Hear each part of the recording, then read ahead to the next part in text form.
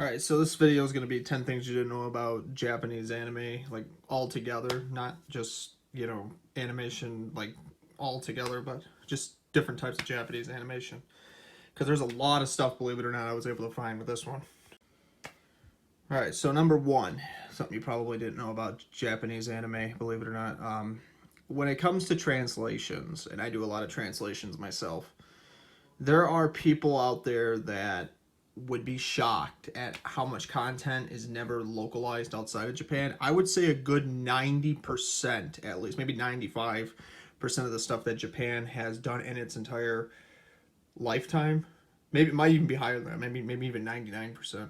Something crazy high, where like majority of the stuff that Japan comes up with doesn't actually get localized at all. It's just in its own country.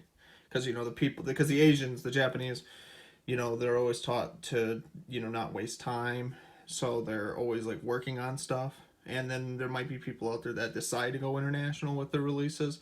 Now, mind you, from a Japanese perspective, when they do business with foreigners, it's actually a lot more expensive for them to have somebody like translate something and then dub it in English than it would be just to keep it in Japanese and, do whatever the production costs for that is.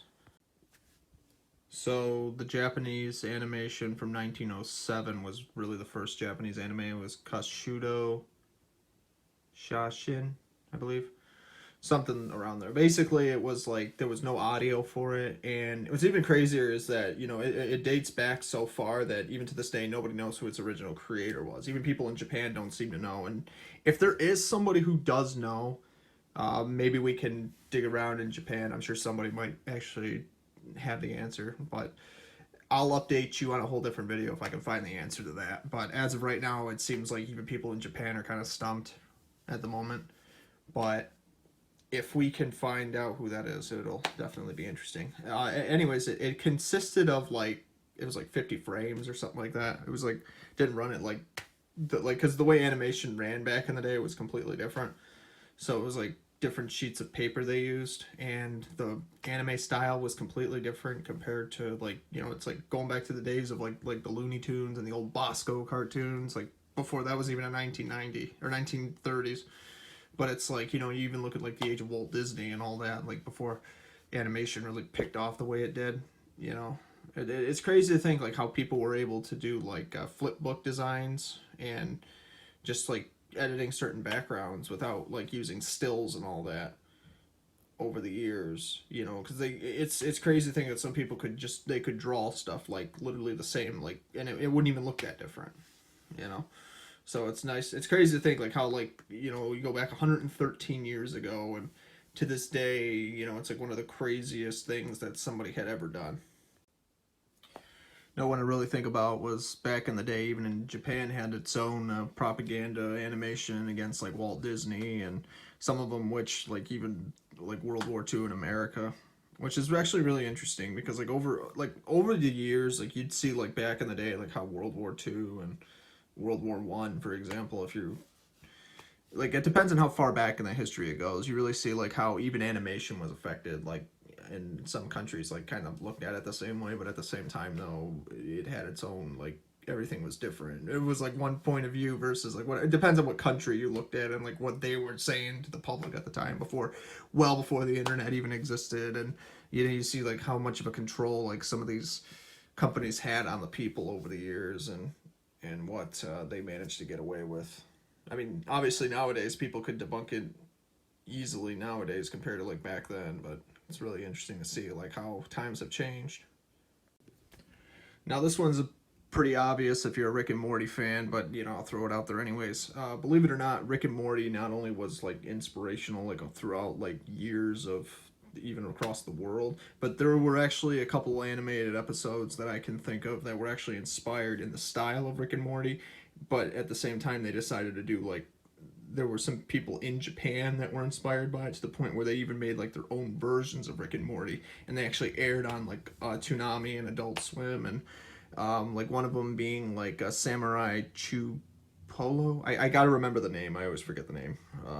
And then there was another one I can't remember, but it's but they actually had the actual manga artists that were inspired by it to actually lead the project, and it's actually pretty cool how they managed to do it with a handful of people.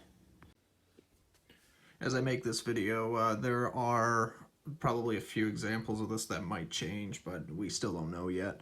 So as of right now, the highest grossing movie in all of Japan's history was known as Your Name. Now, there's a lot of people have seen it, and that recently beat Spirited Away. There's a third movie coming out, well, it came out this year, and it's already, made a lot of money, but, who knows, how much more money it's going to accumulate. So, as of right now, I think it was called Demon Slayer.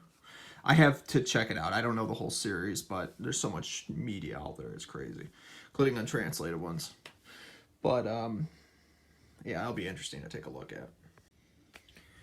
Back in 1910, there were roughly 3 fathers that were also known as the founders of original Japanese anime, going back to some of the older versions.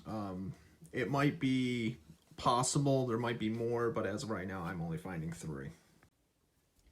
Some of the oldest techniques that they used back in 1910 and even before that, when they used to make a lot of these older animations, was they used to use chalk and white wax. And maybe a couple other things too, but I'll have to update you on that.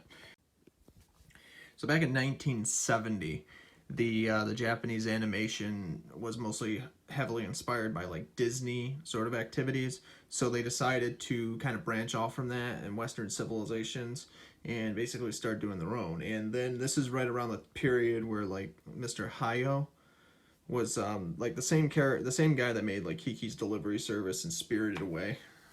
And all the movies that this guy made over the years, with his animation team, a lot of people loved this guy for what he did. He was just really good at it, and he just always had this stuff planned out ahead of time, rightfully so. He took his work seriously. But what's really interesting, worth noting though, is that this was right around the time when they started with the mecha and the trying to think what else. Yeah, think of it like Astro Boy and what's the other one? Mechs and monsters, basically. Because Tokyo had its own version, its own monster movies, its own Tato, for example. The company that used to make those old movies. You had mechs and monsters and not just Godzilla, but Gundam. The Gundam series, Zoids over the years. I know Zoids didn't come out until years later, but you had Gundam, Zoids. What else was there? I feel like there's some more, but but it just goes to show you though, you can kind of see where they kind of started settling with their own ideas and what ideas they started getting involved with. Probably without a doubt one of the greatest animes that was ever turned into a feature film was Akira, 1988. And what's really crazy about Akira was it wasn't just what it was about and what it represented, but it was the amount of work that went into the series, how much money they literally started realizing. Because once 1980s hit, and this was before my time, but this is what I remember though. There was a lot of people that were trying new things right around the time. Because once the 80s hit, once software engineering started becoming more interesting and becoming more mainstream, a lot of people, especially in Japan, were trying things that had never really been done before. And it's nuts, some of the stuff they were trying. And without a doubt, they really started realizing not only how much money was involved in it, but at the same time how much resources they'd have to spend too. Akira set an example, for example, where it spent more money than anything else anybody had ever seen. Even if you just go by Japanese costs, how much money they made off that. Because they thought at first they weren't going to make their money back in some degree. But at the same time, though, they made more money than they knew what to do with because of it. And I mean, it went off and inspired other series too. So yeah, it just goes to show you that not everything was as expensive, but then when they started thinking well, okay, how do we make really long movies that could range from an hour and a half to 2 hours or maybe even longer? And all the people that worked on it and all the animations and you really see how that adds up. And number 10, despite contrary to belief, what people will say about Japan dying as a culture, I would say that I'd argue this with a lot of people. As time goes on, if you really think about it, everything inside their culture seems to be growing at an exponential growth. So as technology gets bigger and more people start to pick up the influence of it, you see a lot more adaptations. So even as computers get better and technology gets bigger, like for example, if anybody remembers like Ghost in a Shell, like the Japanese anime, what it represented, they like one of the major focuses of that anime was it stated that as technology gets better, more harm can be done. It's kind of like if anybody's ever played Deus Ex, the conspiracy. Tracer Tong even said the same thing, where he basically stated that the more powerful somebody can get, the easier it is for someone to just take that away from them too. And so if you think about it, it's like the same thing with technology. The more powerful and more people that are dedicated to what they're doing, I mean, yeah, it's going to be a whole new style, but with a whole new generation of people, the more stuff you can make with it and the more possibilities there are. So with that kind of reason of acceleration and progress, especially given what Japan's been well known, or Asians have been well known for years, even though there's different cultures, but let's just focus on Japan though, you would be surprised that their work is going to keep growing and even faster than ever before. So you're going to have even more possibilities and a lot more stuff that's not going to be translated.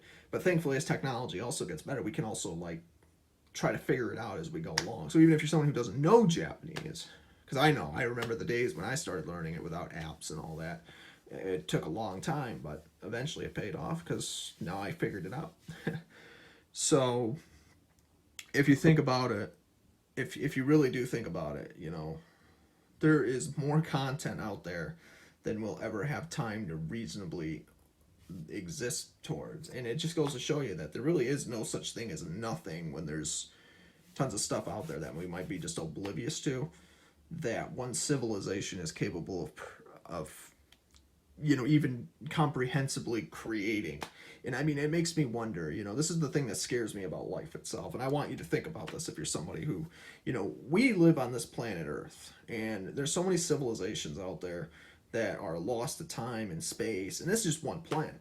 Now, how big is the universe and beyond that, and all the things we don't know? And it just goes to show you, like, is there really an end to all of it? Because you look at all the stuff that we love and we grow up with. Like I'll give you an example. One of my favorites was always Pokemon. And even to this day, it's like even though I've played it more than once, it's like there's still things out there people don't know about those series. Like whether it's scrapped ideas, and that's kind of why I make these videos, because I love doing this stuff.